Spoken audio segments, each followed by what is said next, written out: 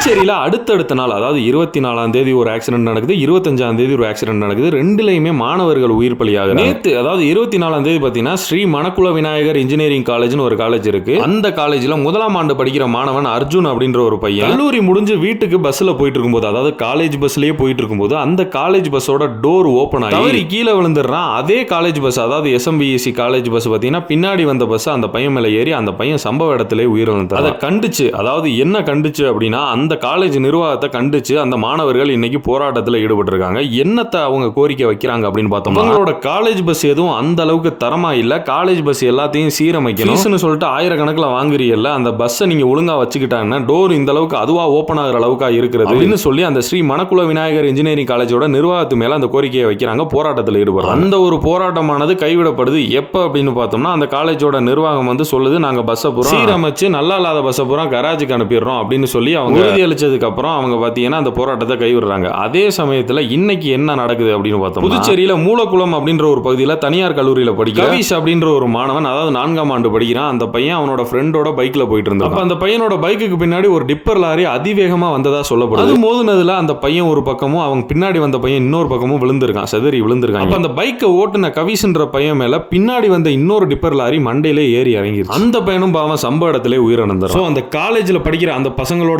கூட படிக்கிற பசங்களும் அந்த பொதுமக்களும் அந்த 2 லாரியையும் பார்த்தீங்கன்னா அடிச்சு நொறுக்கிட்டு இருக்காங்க. அந்த மக்கள் அந்த அளவுக்கு அந்த லாரியை போட்டு அடிச்சு போலீஸ்ட்ட என்ன சொல்றாங்க அப்படின்னா, இந்த மார்னிங் டயத்துல இந்த ஸ்கூல் காலேஜுக்கு போற டயத்துல டிப்பர் லாரி ஏன் அலோவ் பண்றீங்க இந்த ரோட்ல, அந்த பீக் ஹவர்ஸ்ல டிப்பர் லாரி எல்லாம் வரவே கூடாது, அதுவும் அதிவேகமா வந்திருக்கு அப்படின்னு சொல்லி லாரியை அடிச்சு நொறுக்கிட்டு இன்னொரு லாரிக்கு தீ வச்சிருக்காங்க. அடுத்தடுத்த ஆக்சிடென்ட் சம்பவம், உயிர் பலியானது பூரா மாணவர்கள்.